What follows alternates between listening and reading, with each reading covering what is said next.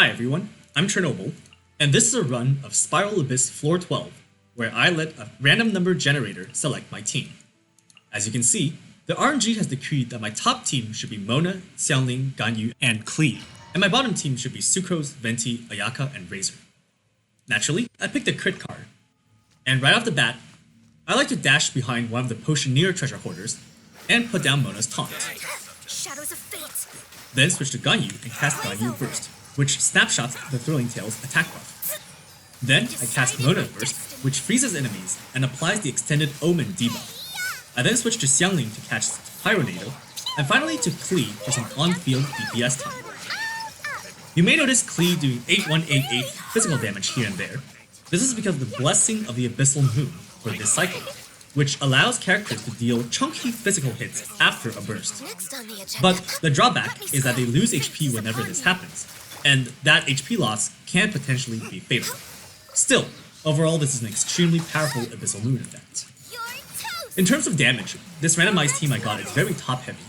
All 4 characters on the top side are level 89 and crowned, and Ganyu is arguably my most built main DPS. Unfortunately, my bottom team isn't quite as strong, with Ayaka having to do most of the work in terms of dealing damage. 12-1 bottom starts with 4 enemies that are immune to Anemo, which makes Venti and Sucrose sad.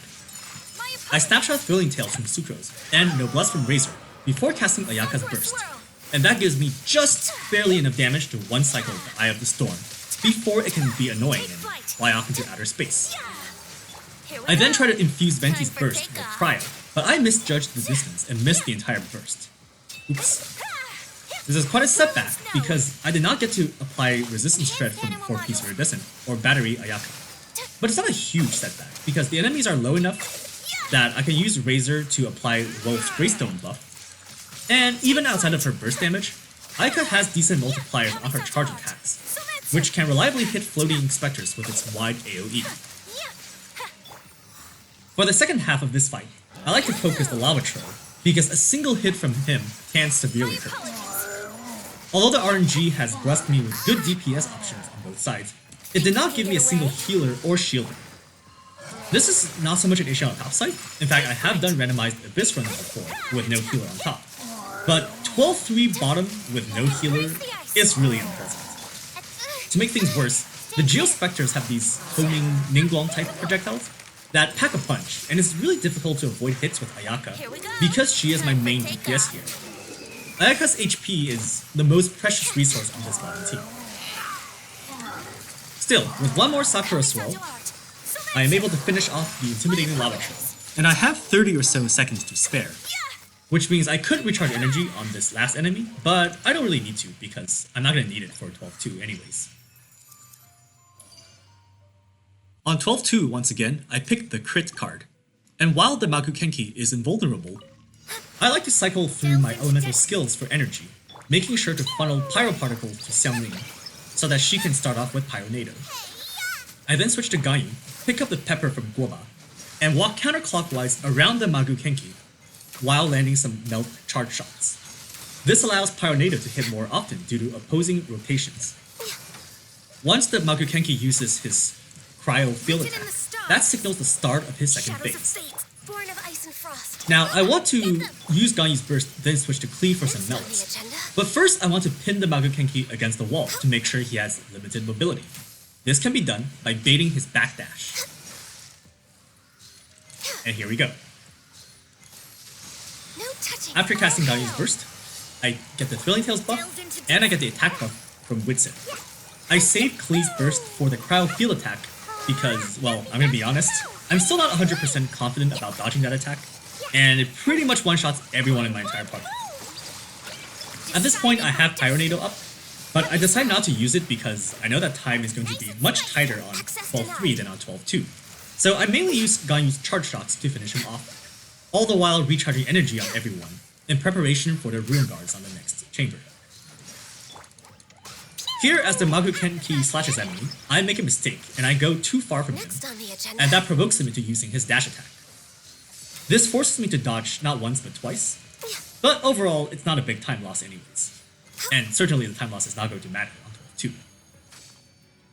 With Sucrose, I pick up the Makukenki's leftover energy. And here I'm going to be fighting a Cryo Seisen Mage and a Mirror Maiden. I always run behind the Cryo Seisen Mage and cast Venti's Burst before she can put up that annoying Cryo Shield, and before the Mirror Maiden can gain poise. Once the Mirror Maiden does gain poise, I fire off Ayaka's Burst, which can land several hits before she teleports away. From here on, the goal is to keep the Seisen Mage CC'd with Sucrose and Venti until she dies. And here, while fighting, I get caged, but it's okay, because Ayaka's alternate sprint can just go right under it. And while Venti's Burst here is doing its usual thing, I switch to Razor to apply Wolf's Gravestone. Overall, this 12-2 fight went almost perfectly, but I make a big mistake here and try to dodge these homing prism with Ayaka's dash, and I fail to do so. Now Ayaka's HP is in the red, and that's going to make 12-3 much, much harder. If you're just trying to get 36 stars in Spiral Abyss, you can 3-star each chamber separately, but since I'm doing a challenge run, I'd like to get all 9 stars at once, if possible. I apologize for the recording error. I forgot to show which Abyss card I picked, but basically I picked the one that gives 40% attack buff with a minus 15% defense debuff. I did also have the option to heal everyone's HP by 25%, which is actually a reasonable pick here, since even though its top side is doing fine, bottom side, Ayaka is kind of on life support. These rune guards are pretty squishy and generally go down in about 20 to 25 seconds with a stacked team. But man, I really wish I got to these teams in the opposite order. And here we go.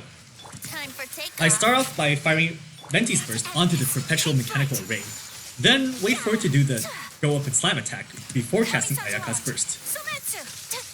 What I found out after repeated trial and error is that even if I heal Ayaka's health by 25% with that Abyss card, it's not really that significant. The additional health often will not mean the difference from life and death, and sometimes offense is just the best defense. Here I proc Noblesse with Razor, then fire off a Cryo-infused Venti Burst. Although he's not as good a Cryo Battery as Diona, he gets the job done, and with his help, Ayaka gets another Burst. This Burst does enough damage to force the boss to scamper off and call for help. The boss summons 4 minions, and I get good minion RNG here. I get the Ruin Cruiser, and in my experience, that is the easiest one to deal with among the 4. Here's a tip with the minions. If you can bait the Ruin Cruiser, or the one that looks like a snake, to resurface inside of Venti's Burst, it will immediately end its annoying suctioning. Unfortunately, I had to take a hit with Ayaka there, just to infuse the burst with Cryo, and now Ayaka's sitting at around 900 HP. So, I make a poor decision. I'm so afraid of losing Ayaka that I just burst without thinking. So I missed the entire burst, and now that's a huge loss of DPS and time. The good news is that Venti's Burst is up, and a Cryo Infusion plus some charge attacks is enough to put these dastardly minions to sleep. Brace yourselves. I cannot stress how much pain this fight is without a healer or shielder. I needed about 120 retries to finish this challenge, and probably like half of them were because Ayaka or Venti died in 12-3. PMA as a boss has this reputation for being a non-interactive DPS check and nothing more, but that's only true if you have a healer or a shielder. So I have so much respect for players who can do 12-3 bottom with a single non-healer character.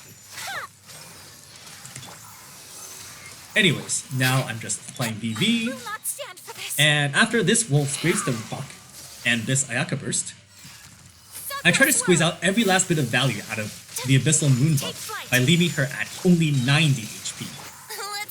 And now we're almost done. One more Venti Burst, one more E from Ayaka, one more charge attack, and there we go. 9-star clear with 3 seconds left on the clock. Kinda close. Thank you so much for watching my Abyss 12 run. While my character builds play in the background, I'm going to talk a bit about the Randomized Abyss challenge. I got the idea to do this from another friend who is F2P and routinely gets 36 stars in the Abyss, who I believe got the idea from a YouTuber, maybe Nixo? So, thanks Nixo. I'll link your relevant video in the description down below. And yeah, I think it's old news at this point, but once you get 36 stars in Genshin consistently, there isn't that much in terms of challenging content outside of Vagabond Sword events, which is my favorite type of event. So hopefully in the future, MiHoYo decides to add some more things for us to fight, like a co-op abyss or boss raids or something. But in the meantime, in our friend group, we like to create our own entertainment by doing beam runs, like randomized abyss runs. It can lead to surprisingly fun team combinations, some team combinations that you perhaps never thought of before. For example, my D-loop has been benched for ages. I actually haven't used D-loop in Abyss since patch 1.1. But then one day, the RNG just said, you have to unbench your D-loop now. You have to make him work with Raiden on 412. Go. And so I did. I sat down and optimized my half-built D-loop, which was kind of fun and refreshing in a way. I do wish we had artifact loadouts though. It's kind of a hassle to swap artifacts every time I do randomized Abyss, and then swap them back afterward. Apart from randomized runs, I'm also thinking of doing a run of floor 11, the corrosion floor, without healers, healing cards, or healing weapons. And here's my Venti. Yes, I did pull Elegy just for him. There are dozens of us. Dozens! And in general, I often see this advice of, don't pull a weapon banner, it's a trap, being thrown to F2Ps, which may be valid advice in the early game, but sooner or later, they're gonna hit a wall without the weapon banner. And here's the prima donna of the bottom side, Ayaka. I ran 2-piece Glad 2-piece Blizzard on her instead of 4-piece Blizzard because I didn't have Cryo Resonance, and also the PMA can't be frozen anyways. Also, I've gotten some really amazing Gladiator pieces from the Artifact Strongbox, whereas I cannot say the same about the quality of my Blizzard pieces. If you're struggling with Abyss because of artifact quality, and you're not using the Artifact Strongbox, you should probably reconsider.